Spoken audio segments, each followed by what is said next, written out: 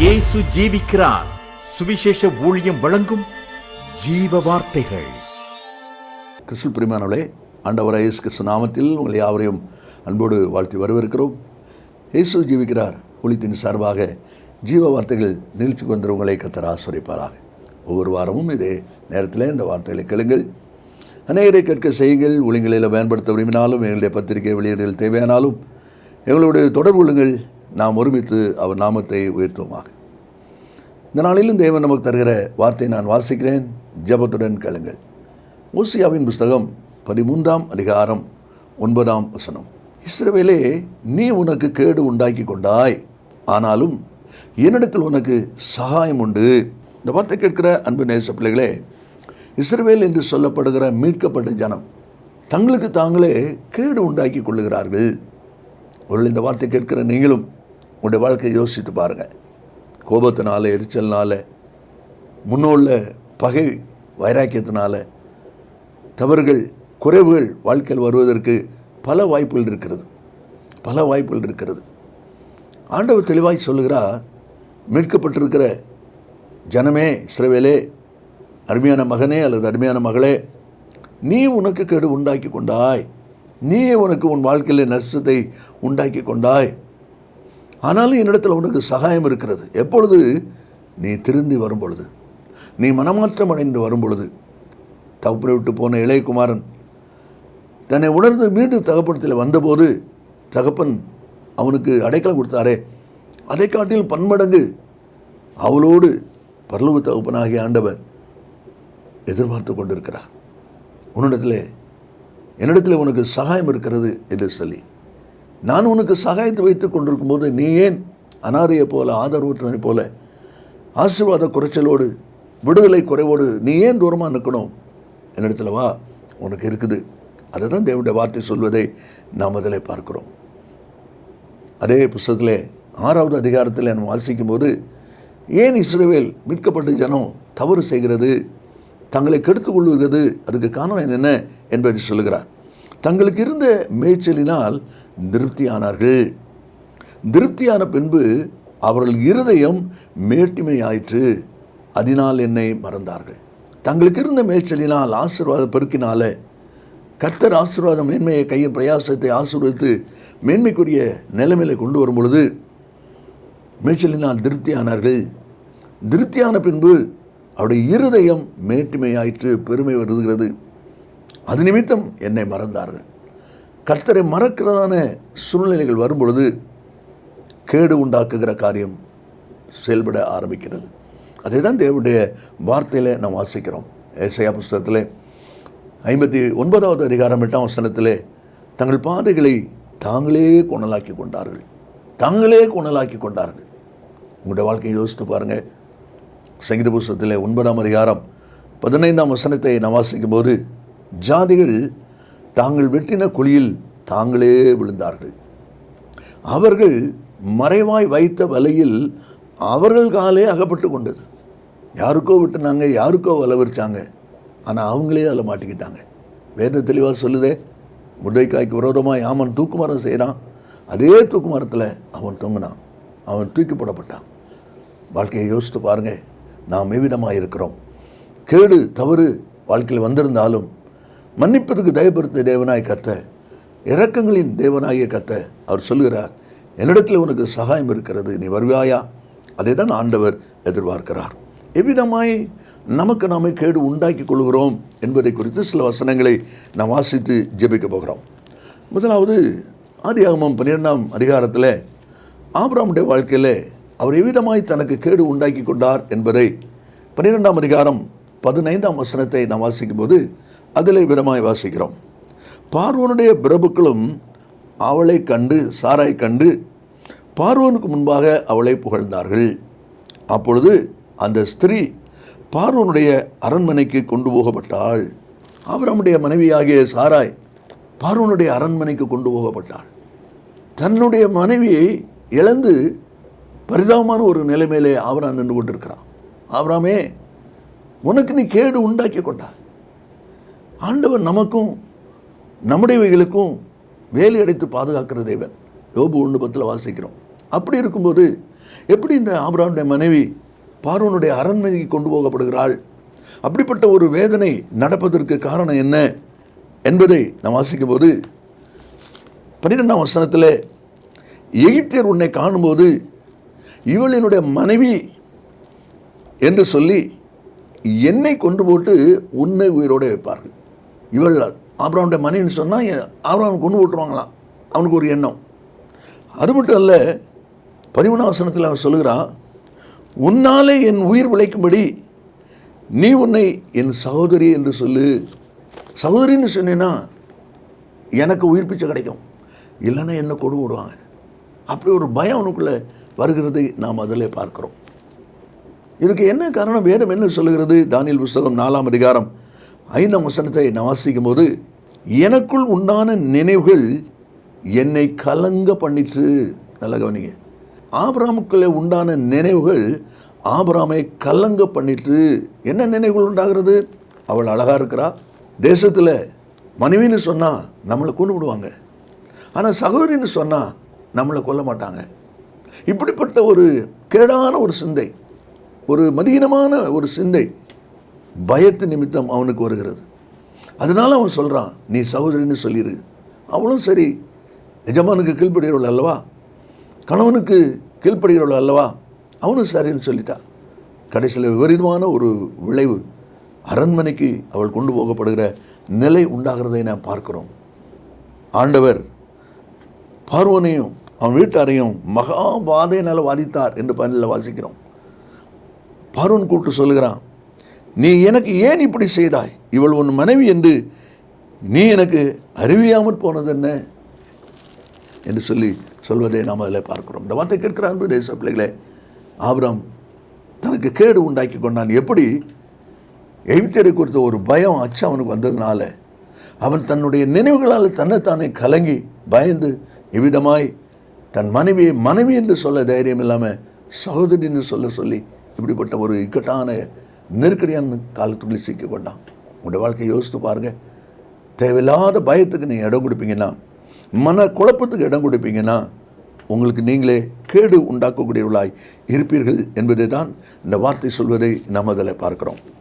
நீ 2வது ஒரு அனுபவத்தை நான் வாசிக்கும்போது, யோனாவின் புஸ்தகம் 1ஆம் அதிகாரம் 5ஆம் வசனத்தை நாம் வாசிக்கும்போது அதிலே விதமாய் வாசிக்கிறோம். யோனா 1ஆம் அதிகாரம் 5ஆம் வசனம், கப்பற்காரர் பயந்து அவனவன் தன் தேவனை நோக்கி வேண்டுதல் செய்து பாரத்தை லேசாக்கும்படி கப்பலில் இருந்த சரக்குகளை சமுத்திரத்தில் எரிந்து விட்டார்கள்.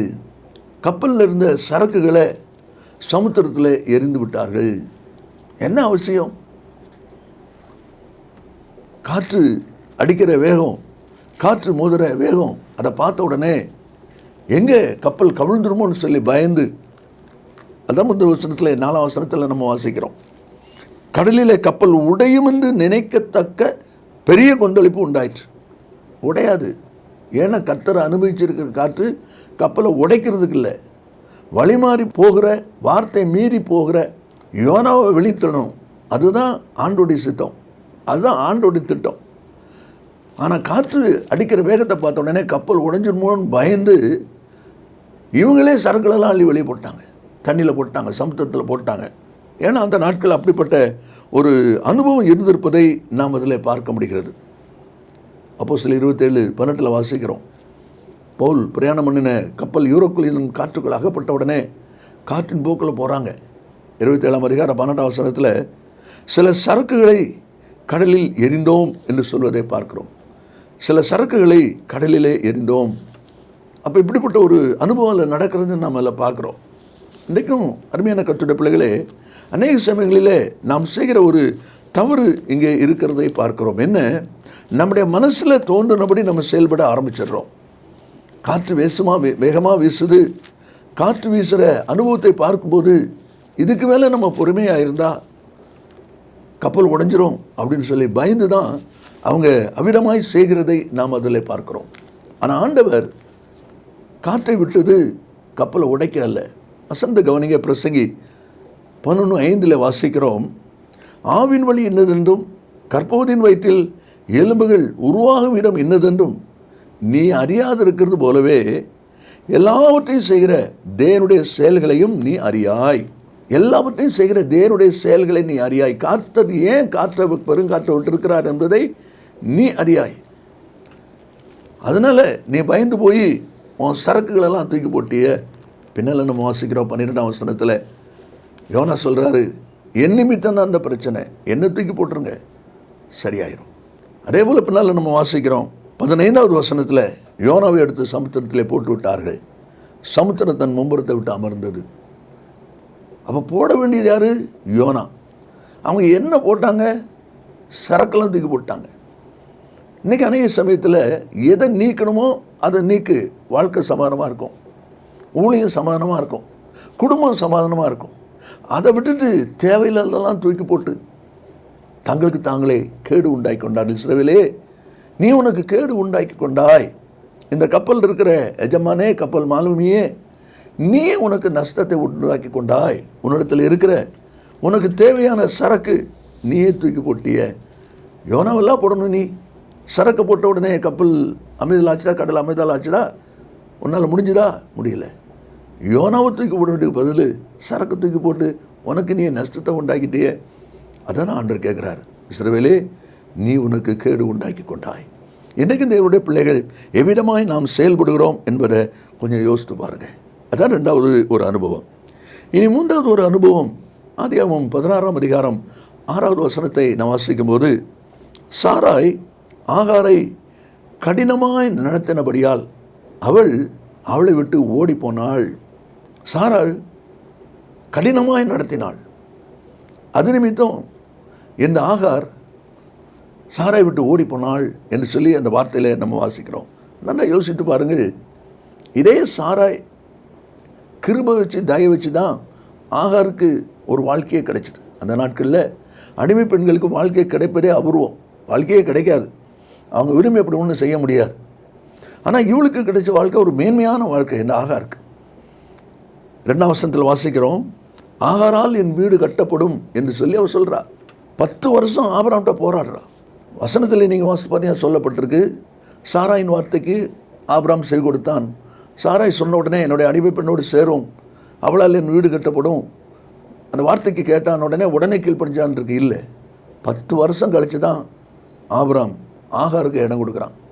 அப்படின்னா 10 வருஷம் இந்த ஆகாருக்காக சாராய் போராடி கொண்டே இருக்கிறான். இவ்வளவு போராடி இவ்வளோ காரியத்தை செய்த அதே எஜமாட்டி இன்னைக்கு கடினமாய் நடத்துகிறதை பார்க்குறோம்.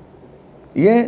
இன்றைக்கி அநேக ஆண்டோடைய பிள்ளைகள் கூட ஆசீர்வதிக்கிறவரை அடிக்கிறவராக மாற்றிடுறாங்க, ஆசீர்வதிக்கிறவரை தண்டிக்கிறவராக மாற்றிடுறாங்க. அதே தான் ஆகார் வாழ்க்கையில் நடக்குது. அவருடைய இப்படிப்பட்ட ஒரு ஆசீர்வாதத்துக்கு காரணமே சாராய். இன்றைக்கி அதே சாராய் அவளை கடினமாய் நடத்துகிறாள். காரணம் இவ தான். தான் கர்ப்பவனி ஆனபோது நாச்சியாரே அற்பமாக எண்ணினாள். என்றைக்கு உயர்வடைஞ்ச நம்ம தூக்கி விட்ட ஏணியை மிதிக்கிறோமோ நமக்கு கேடு உண்டாக்குறோன்னு அர்த்தம். ஒரு நாள் நம்ம அப்படி செய்யக்கூடாது. அதே தான் இந்த வசனத்தில் வாசிக்கிறோம். எரேமியா 51ஆம் அதிகாரம் 34ஆம் வசனத்தில் வாசிக்கிறோம், என் சுவையுள்ள பதார்த்தங்களால் தன் வயிற்றை நிரப்பினான். நான் கொண்டு வந்த சுவையுள்ள பதார்த்தத்தால் தான் வயிற்றை நிரப்பினான், ஆனால் கொண்டு வந்த எண்ணெய் துரத்தி விட்டான். அதான் இந்த வார்த்தையை நம்ம வாசிக்கிறோம். கடைசியாக 2 ராஜாக்கள் 6ஆம் அதிகாரம் 5வது வசனத்தை நாம் வாசிக்கும் போது அங்கே விதமாய் வாசிக்கிறோம், ஒருவன் ஒரு உத்தரத்தை வெட்டி வீழ்த்துகையில் கோடரி தண்ணீரில் விழுந்தது. கோடரி தண்ணீரில் விழுந்தது. இந்த வார்த்தை கேட்கிற அன்பு நேச பிள்ளைகளே, எப்படி கோடரி தண்ணீர் விழுந்து இவனுக்கு தெரியாமல் இருக்கும்? அஜாக்கிரதை, நிர்விசாரம். அந்த கனையில் ஆடுதுன்னு சொல்லி சொன்ன உடனே சரி பண்ணியிருக்கணும். நிர்விசாரமாக இன்னும் கொஞ்சம் அட்ஜஸ்ட் பண்ணிடுவோம், இன்னும் கொஞ்சம் தானே அட்ஜஸ்ட் பண்ணிடுவோம். வண்டி சில நேரம் ரிப்பேர் ஆகிரும், கொஞ்சம் ஓட்டம் சரியில்லாமல் இருக்கும், சரி இன்னும் கொஞ்சம் தூரம் தான் இருக்குது, போயிட்டோன்னா சரியாயிரும். இவங்கே நிறுத்தினான்னா அது சின்ன செலவில் சரியாயிருக்கும். அந்த கொஞ்ச தூரம் போகணுன்னு சொல்லி கூட கொஞ்சம் உருட்டுனதுனால ஒரு பெரிய செலவுக்கு வந்துடும். வாழ்க்கையில் வண்டி வச்சுருக்கவங்களுக்கு தெரியும். இதே போல் தான் இங்கே நடக்குது. நீதிமொழி 1:32 சொல்லுது, மூடரின் நிர்விசாரம் அவர்களை அழிக்கும். மூடரின் நிர்விசாரம் அவர்களை அழிக்கும் என்று சொல்லி அந்த வார்த்தை இருப்பதை பார்க்கிறோம். சவுல் யோனத்தான் மடிஞ்சு போகிறாங்க. யோனத்தானுடைய மகன் மேவிபோசேத் அவனை எப்படியாவது காப்பாற்றுன்னு சொல்லி தாதி தூக்கிக்கிட்டு ஓடுறா. 2 சாமுவேல் 4:4 வாசிக்கிறோம். அதெல்லாம் நல்ல காரியம்தான். ஆனால் ஓடுகிற அவசரத்தில் அவன் விழுந்து முடவனானான். என்ன பரிதாபம் பாருங்க. செய்யணும்னு நினைச்ச காரியம் நல்லது, அதில் ஏற்பட்ட ஒரு சின்ன கவனக்குறைவு அவனை கீழே போட்டு அவன் முடவனானான் என்று சொல்லி அந்த வார்த்தை இருப்பதை நாம் அதில் பார்க்கிறோம். கானானுக்கு இஸ்ரவேல் ஜனங்களை வழிநடத்தி கொண்டு வந்த மோசே கானானுக்குள்ளே போகலை. அநேக அனுபவம் இருக்குது. அதில் ஒன்று, யாத்திரை 32:19 தேவன் எழுதி கொடுத்த கற்பலகையை எரிந்து உடைத்து போட்டான். அது எப்படி உடைக்கிறதுக்கு இவனுக்கு அதிகாரம் உண்டு? இந்த வார்த்தை கேட்கிற அன்பு நேச பிள்ளைகளே, இஸ்ரவேலே, நீ உனக்கு கேடு உண்டாக்கி கொண்டாய், ஆனால் என்னிடத்தில் உனக்கு சகாயம் இருக்குது. இன்றைக்கு மீட்கப்பட்ட ஜனங்கள் எவ்விதமாய் நாம் கேடு உண்டாக்கி கொள்கிறோம். ஆபிராம் தம் மனைவியை சகோதரி என்று சொன்னதுனால அவளை அரண்மனை கொண்டு போயிட்டாங்க. ஒரு பயங்கரமான அனுபவம். யோனாவை தூக்கி போட வேண்டியவங்க சரக்கை தூக்கி போட்டுட்ருக்குறாங்க. தங்களுக்கு தாங்களே நஷ்டப்படுத்தி கொண்டாங்க. தனக்கு வாழ்க்கை கொடுத்த சாராயை ஆகார் அற்பமாக நினைச்சதுனால அவளால் துரத்தப்படுகிற ஒரு வேதனைக்குரிய அனுபவம் வாழ்க்கையில் வருகிறத நம்ம அதில் பார்க்குறோம். கோடரியை குறித்த அக்கறை கவனக்குறைவுனால அவனுடைய வாழ்க்கையிலே ஆசீர்வாதத்தை அவன் இழந்து போகிறத நம்மளை பார்க்குறோம். இந்த வார்த்தை கேட்கிற அன்பு நேச பிள்ளைகளே, நாம் எவ்விதமாக இருக்கிறோம்? இயேசு சீக்கிரம் வரப்போகிறார். ஜெபம் பண்ணுவோம். நல்ல பிதாவே, என்று துதிக்கிறோம். உடைய வார்த்தை ஆமென்றும் ஆமென்னு இருப்பதற்காக ஸ்தோத்திரம். இந்த வார்த்தை கேட்கிற ஒவ்வொரு பிள்ளைகளும் தங்களை ஆராய்ந்து சீர்படுத்திக் கொள்ள, எதில் நம்மை நஷ்டப்படுத்திருக்கிறோம் என்பதை உணர்ந்து திருத்திக் கொள்ள உதவி செய்யும். இயேசுவின் நாமத்தில் பிதாவே, ஆமே ஆமே. கர்த்தர்களை ஆசீர்வதிப்பாராக. ஆமே. மேலும் விவரங்களுக்கும் உங்கள் ஜெப தேவைகளுக்கும் நீங்கள் எங்களோடு தொடர்பு கொள்ள வேண்டிய முகவரி: ஜீசஸ் லிவ்ஸ் காஸ்பல் மினிஸ்ட்ரீஸ், சகோதரர் John M Jeyaraj, 123A Donavur road, Mavadi, Nellai மாவட்டம், தென்னிந்தியா 627107. செல்போன் 9443113292.